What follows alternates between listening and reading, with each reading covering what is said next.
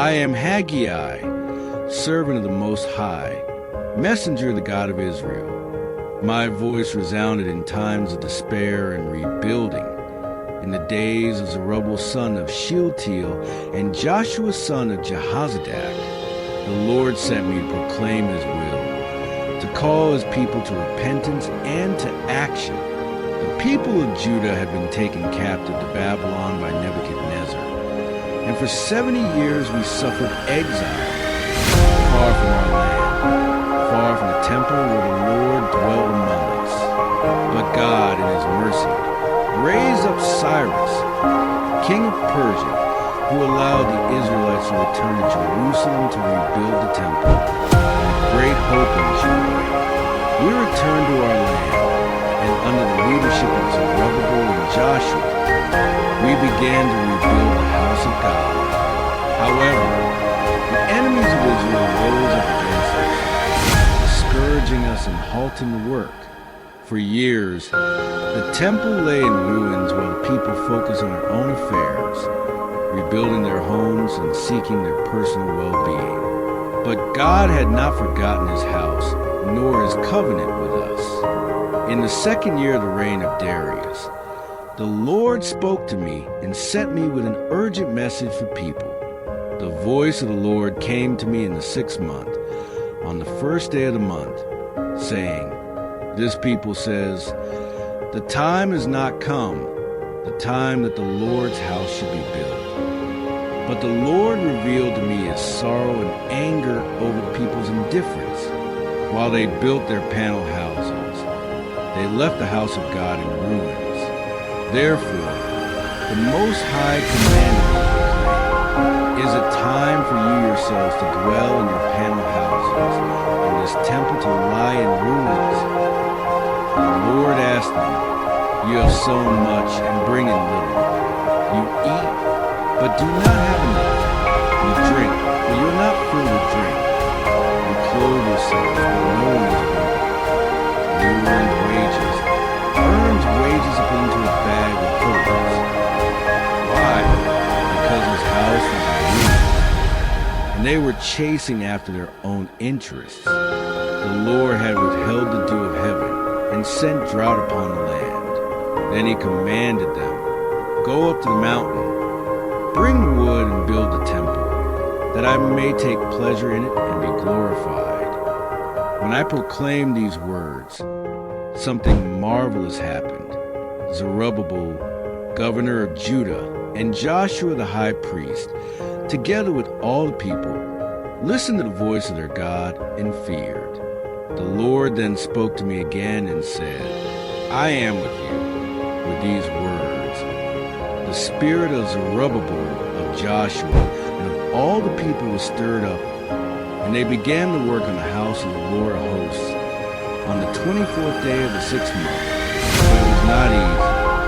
As the construction progressed, many of the elders who had seen the glory of Solomon's temple began to weep.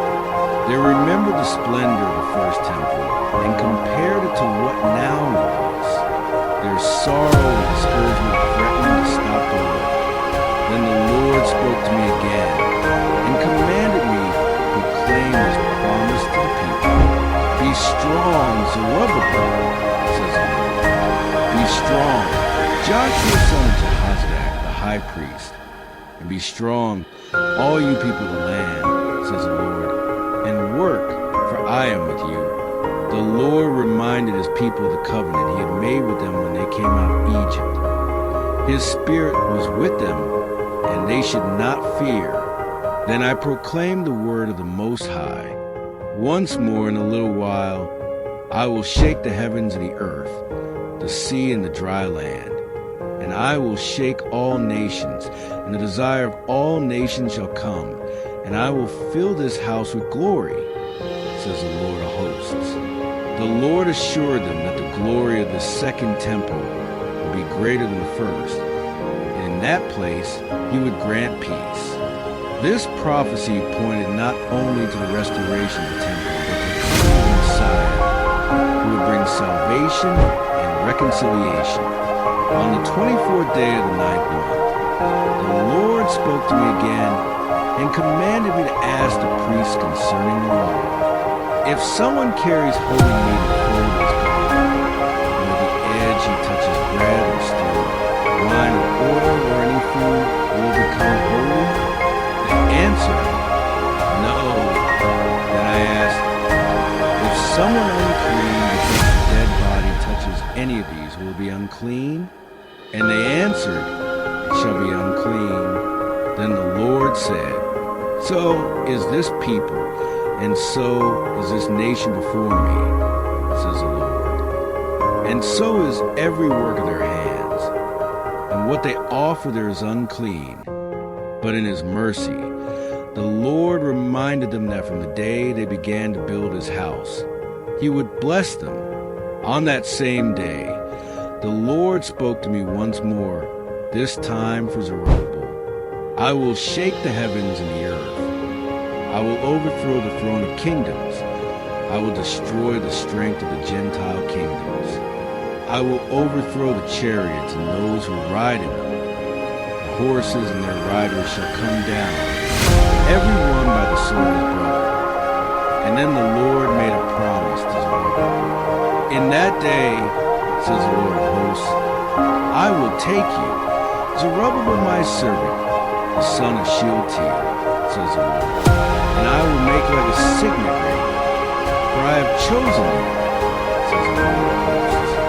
Thus concludes the word the Lord gave me. In that time his people learned that without him all effort is in vain.